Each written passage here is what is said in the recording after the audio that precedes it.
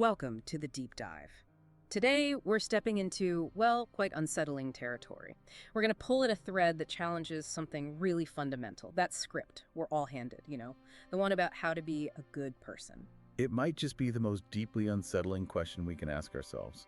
What if the real danger, the source of significant harm in the world, isn't coming from those who admit their darker impulses? What if it's actually driven by those most convinced of their own moral righteousness? That's exactly it. That's the core idea we want to unpack today. This notion that morality, far from being this pure force against violence, can actually be its most clever disguise, that it's a mask for aggression, for judgment, for, well, destruction. We're aiming to really look at the psychological mechanics behind this. How does a group rationalize brutality, even extreme cruelty, in the name of virtue? It's one thing to have a tyrant who just says, I want power. We understand that on some level. But the moral crusader, the one who genuinely believes they are cleansing the world, acting out of light, even while doing monstrous things, that's a much more complex and frankly dangerous phenomenon. And you see echoes of it everywhere, don't you? From huge historical events carried out under banners of, divine will or purity, right down to the small everyday judgments and condemnations we see online, in communities, maybe even in ourselves. So the big question hanging over this is, why does the script of goodness often feel less like liberation and more like a cage, something tight around us? Let's dig into that, the foundational conflict. Yeah. Okay, so to really get how morality can become this sort of weapon, we have to start with a pretty uncomfortable idea about what's driving us internally. Think of the engine of the psyche. It's always running. And it's powered by these two immense primal forces. We're talking about Eros and Thanatos in the Freudian sense. Right. Eros being the life force, connection, pleasure, building things up, unity. That seems fairly straightforward. People kind of get that. They do, yes. Although even Eros, in its raw form, its wildness, its demand for immediate gratification, is something civilization finds difficult to manage, shall we say.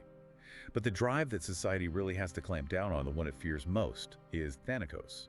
The death drive. Which isn't just about self-destruction. No, not solely. That's part of it, sure. But it's broader. It's the impulse to dismantle, to break things down, to dissolve connections, to return to the state of inorganic stillness. It's the drive towards rupture, aggression, even hatred in its rawest form. Okay, so these two forces are constantly churning inside every single one of us, a sort of internal war. Constantly. It's a perpetual conflict. And here's the crucial part. Society, civilization, it simply cannot function if either Eros or Thanatos is just let loose in its raw state. It would be chaos. So we have to manage them, channel them somehow. Precisely. And what we often label as ethics or morality is, from this perspective, essentially the PR campaign of the winning side in that internal war. It's the life-preserving, order-keeping aspect, mainly Eros, dressed up as virtue. But the loser in that war, well, that raw desire, and especially the aggressive, destructive energy of Thanatos, it doesn't just evaporate. It goes somewhere. It gets buried alive in the unconscious, and it gusters there, building up enormous pressure. Now, when that repressed energy needs an escape route, it can't just burst out as pure rage or destruction. Society won't allow that, so it has to put on a costume.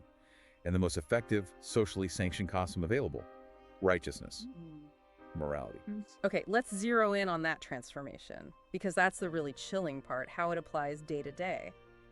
When that buried, let's call it hatred or aggression, turns into this fierce external opposition, how does that happen psychologically? It's a classic defense mechanism known as reaction formation. It's quite a sophisticated bit of psychological alchemy, really. An internal feeling or impulse that's completely unacceptable to your conscious self. Maybe intense aggression, envy, the forbidden desire gets flipped into its polar opposite on the surface. So if I say deep down feel envious of someone's freedom, a freedom I maybe sacrificed to be responsible or good, I don't admit the envy. Exactly. You can't tolerate that feeling consciously. So the reaction formation kicks in. That envy, that maybe even hidden resentment transforms. It becomes that lifestyle is wrong. It's immoral, decadent, harmful. It needs to be stopped, condemned. You see, you're not actually fighting the external thing. You're fighting the reflection of something inside you. You're performing an exorcism on yourself, projected outwards. Reaction formation is brilliant in a dark way.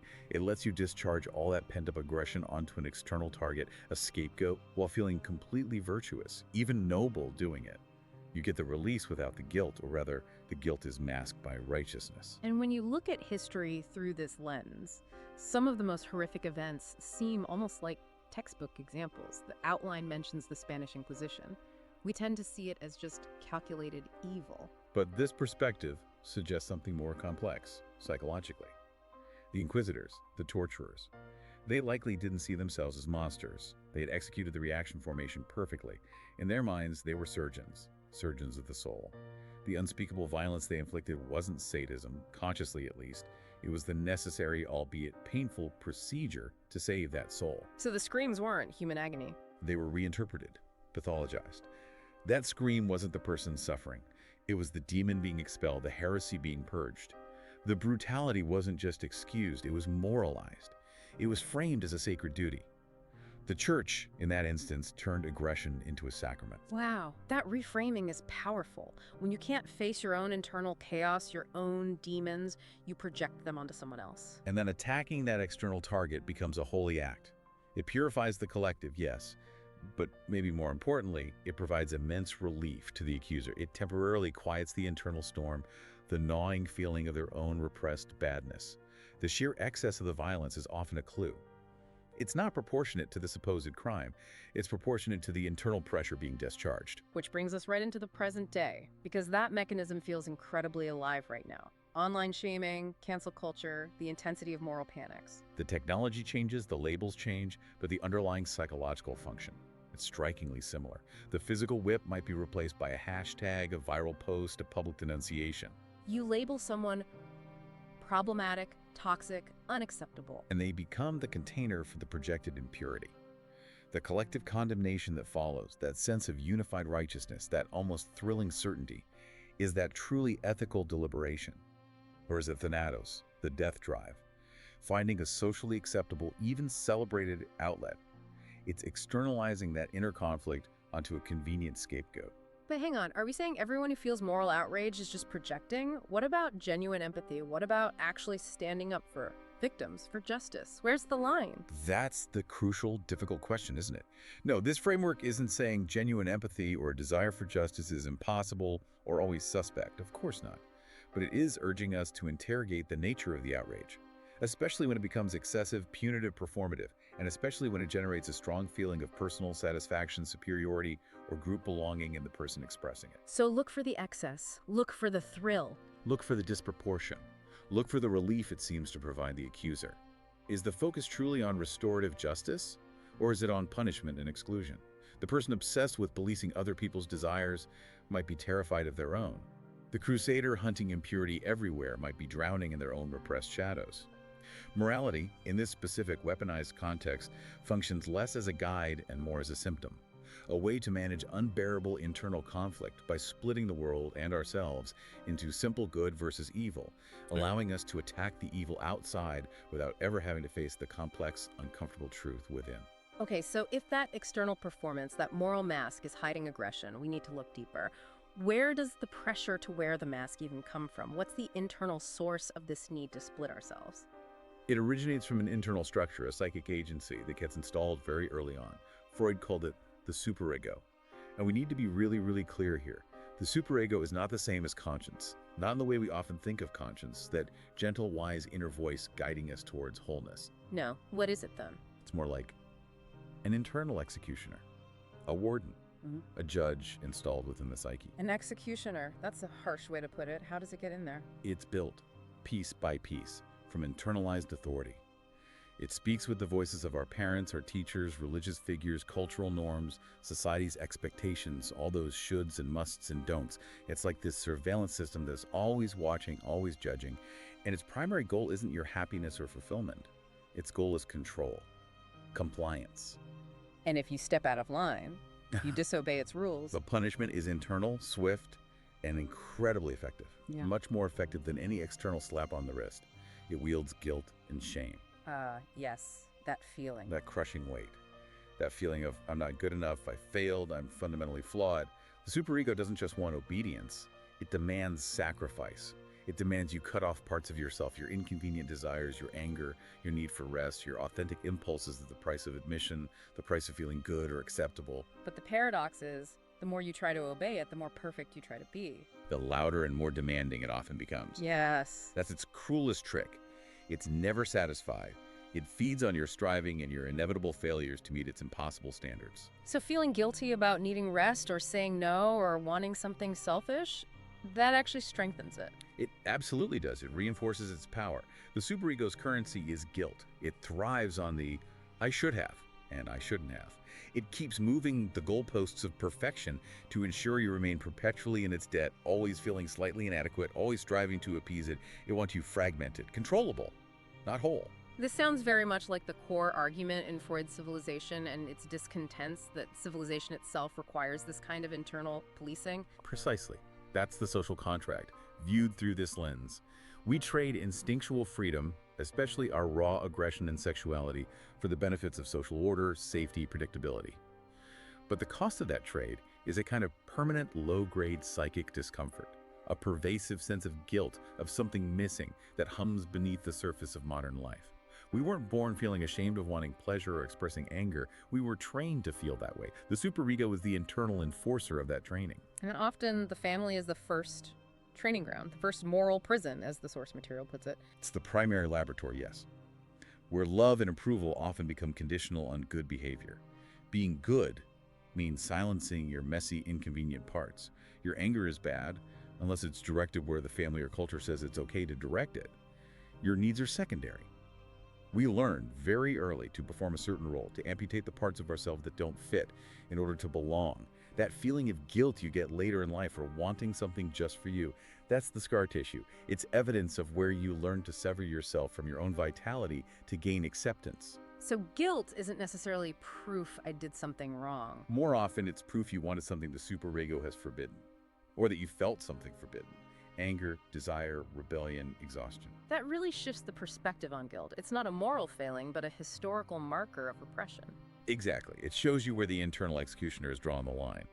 Instead of immediately obeying the guilt, the invitation here is to get curious. Ask, whose voice is this really? Who benefits from me feeling this shame? Why was this part of me deemed unacceptable? That fear of judgment, of not being enough, that's the superego's leash, keeping us compliant, keeping us performing. Okay, so we've got these powerful drives, Eros and Thanatos. We've got the superego acting as this internal warden, demanding repression and sacrifice. There's got to be a way this internal pressure gets managed, right? Or we'd all just explode. Right, and that brings us to the concept of sublimation. Now, often sublimation gets romanticized, like it's about turning base urges into high art or spiritual insight. Yeah, like turning lust into a beautiful poem. That's the popular sanitized version. But from this more critical perspective, sublimation is less like transcendence and more like psychological duct tape. It's a compromise. It's culture's way of taking the energy from those unacceptable drives, the wildness of Eros, the destructiveness of Thanatos, and redirecting it into socially acceptable, even productive channels. So instead of acting on raw aggression, You channel that energy into becoming a hyper-competitive athlete, or a driven entrepreneur working 80-hour weeks, or maybe a fiercely dedicated surgeon cutting into bodies. Instead of surrendering to overwhelming desire, you pour that intensity into meticulous scientific research or obsessive collecting, or perhaps, yes, highly structured artistic creation. it sounds useful, maybe even necessary for civilization to function. Oh, it is useful for the functioning of the system, absolutely. But the danger lies in mistaking it for resolution. Sublimation is displacement, not integration. The underlying drive isn't healed, acknowledged, or understood. It's just outsourced, put to work somewhere else. So the internal conflict isn't resolved, it just gets projected onto the work or onto an external enemy. Precisely. Instead of grappling with your own aggression, you channel it into crushing the competition in business. Instead of facing your complex desires, you might pour that energy into a political crusade against perceived immorality in others. Thanatos gets aimed at the designated other, the rival company, the opposing ideology, the enemy. This gives us a different way to look at historical periods known for intense repression, like the Puritans. We often just think of them as, well, puritanical, cold. But maybe they weren't cold at all. Maybe they were burning hot with desires and impulses that terrified them. Their intense suppression of sexuality, their violent policing of others' behavior, perhaps it stemmed not from a lack of desire, but from an overwhelming, terrifying excess of it within themselves. The Salem witch trials, viewed this way, weren't just about superstition. They could be seen as a massive collective projection, displaced erotic panic, repressed aggression, finding a legitimate target. The witch became the screen onto which the community projected all the wild, forbidden parts of themselves they couldn't bear to face. Destroying the witch felt like destroying the dangerous chaos within. And you see a similar pattern, the outline suggests, in Victorian England. The extreme social propriety, the course that's literally binding women's bodies. Coinciding precisely with explosive industrial growth and ruthless imperial expansion. Yes. It's a fascinating correlation. When the internal space is so tightly constricted, when emotions are censored, when the body itself is bound, that energy has to go somewhere, outward, as domination, as conquest.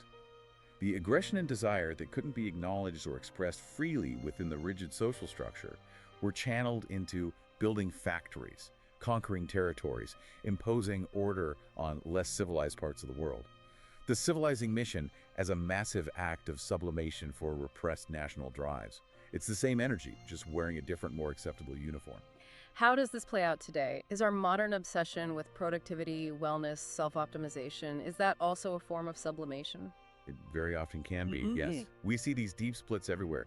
They're not always hypocrites in the conscious sense, they are profoundly split. Think of the wellness influencer preaching radical self-love while digitally altering their appearance into something unattainable. The aggression against the real, imperfect self is sublimated into the pursuit of aesthetic perfection. Or the activists fighting passionately for social justice, but running on empty, fueled by a rage they can't actually process or integrate. Exactly. Or the executive who starts their day with mindfulness meditation to be more centered before making decisions that might devastate employees' lives. The system encourages this. It demands that your drives be channeled into something productive. Pain must become growth. Anger must become fuel for change. There's little room just to feel the difficult thing without immediately repurposing it. So what's the payoff? Why do we keep making this deal? Why do we accept the superego's terms and engage in all this sublimation and splitting? The payoff is immense. It's belonging, acceptance, safety. It's the feeling of being included in the tribe, of being normal, good, successful. We trade authenticity for approval. We trade our messy, inconvenient wholeness for a legible social role. And belonging, in a social species like ours, feels like survival. It's perhaps the most powerful psychological drug there is. We often bond not through shared vulnerability, but through shared repression. Identifying with a group that shares the same shoulds and shouldn'ts, often policing the boundaries of that group fiercely inference. The narcissism of minor differences. Performing the script keeps us safe, keeps us in. And the system rewards this performance. It rewards the silence, the compliance, the channeling of our life force into its approved pathways. And then adds insult to injury by telling us we're free, that this is choice, that our anxiety or depression is a personal failing, not a symptom of a soul suffocating under the weight of internalized demands and amputated parts. Every should you obey without question, every time you silence a genuine feeling because it's inappropriate, you're reinforcing the bars of that internal cage. Okay, this has been, well, a pretty bleak diagnosis, honestly.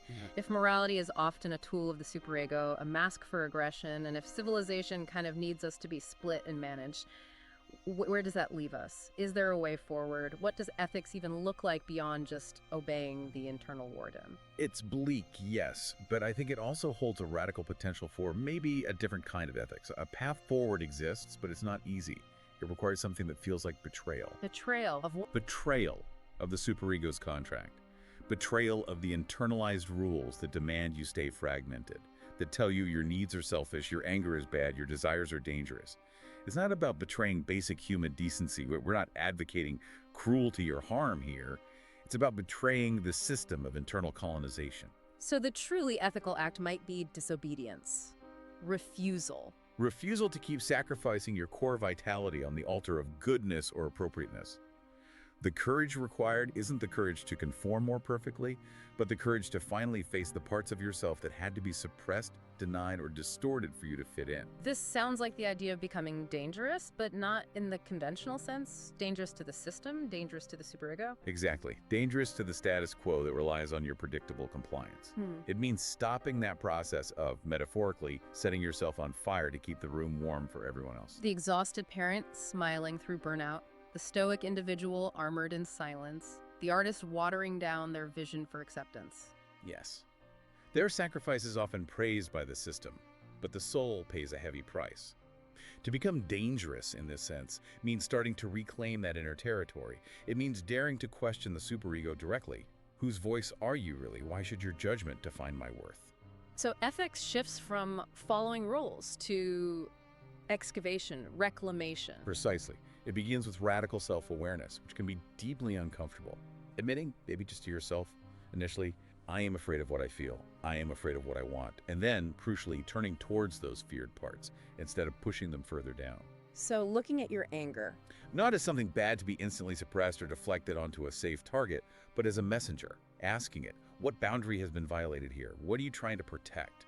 Looking at your deepest desires, not as shameful secrets, but asking, what connection, what form of aliveness are you truly pointing towards? In that perspective on guilt, we talked about seeing it not as proof of failure, but as evidence of repression. That's the absolute key. Guilt becomes a map. It shows you exactly where the superego built its fences inside you. Instead of automatically obeying the guilt, you treat it like an archaeological find. Okay, where did this particular feeling of badness come from? Who taught me this? Whose interest does it serve for me to feel ashamed about this? This kind of wholeness, this integration, it's threatening to the system, isn't it? The system needs predictable parts, not complex, unruly individuals. It needs you manageable, Yep. legible, split into good worker, good parent, good citizen, and the messy, contradictory rest hidden away. The profound, difficult truth might be that you were never meant to be just good in that narrow, compliant sense. You were meant to be whole. And wholeness includes the shadows. Wholeness is inherently messy, it's contradictory, includes the light and the dark, the creator and the destroyer, the lover and the fighter. It means making peace with your own paradoxes rather than constantly trying to purify yourself into some impossible ideal. Integrating the sacred monster within. That's the journey. That's perhaps the most courageous and, yes, sacred act. To stop the internal civil war. To stop trying to choose between the saint and the sinner inside, and instead begin the difficult work of integrating them into a complex, authentic self. It's not about unleashing destruction, but about ending the fear of our own depth, our own power, our own complexity. It means looking at the superego's contract and saying, the terms are no longer acceptable. Choosing awareness, integration, messy reality over repression, simplistic morality, and performance. So the most ethical path might actually involve stop trying so hard to be moral in the conventional sense. Stop performing goodness as defined by external or internalized authorities and start listening. Listening to the deeper, often uncomfortable truths of your own being. Not to become careless or cruel, but to become real. Because that internal cage, we built it for survival maybe, but deciding to be whole, truly whole, is what unlocks it. The materials were provided by culture, yes, but we participated in the construction for self-preservation. But preservation without vitality isn't truly living. Freedom, real freedom, isn't found in comfort. It's claimed through the courage to face the difficulty of our own wholeness. #tag outro. Well, this deep dive has definitely stirred things up. We've wrestled with this fundamental tension between being seen as good and daring to be real. The conclusion seems to be that goodness, as it's often sold to us, is a kind of societal bargain, a way to keep us manageable. While reality involves embracing our full, complex, sometimes frightening, but ultimately more alive selves. And the systems around you, the cultural norms, even parts of yourself, they won't necessarily applaud that choice. They benefit from your compliance, from your guilt, from morality functioning as that reliable leash. But genuine freedom, perhaps, starts the moment you stop apologizing for your own nature. When you recognize the superego for what it is, often an outdated internal program, and you refuse to let its judgments dictate your worth anymore. So the question to really sit with, the thought to carry out of this conversation is this. The next time you feel that intense pressure, that compulsion to be good, just pause for a second, ask yourself, good for whom? Good at what cost? Is this action coming from a place of genuine ethics, my own integrated sense of rightness, or am I just being obedient? And if the honest answer is obedient, then the next question is even more important. Turn inwards. Ask, what part of me is crying out beneath this compliance? What energy, what desire, what piece of my own truth is being silenced right now? What part is begging to be seen, acknowledged, reclaimed? Because the journey towards wholeness, towards real freedom, begins right there. When you finally turn towards that suppressed part, look it in the eye and say, okay, I see you. I'm sorry I left you behind. Let's go.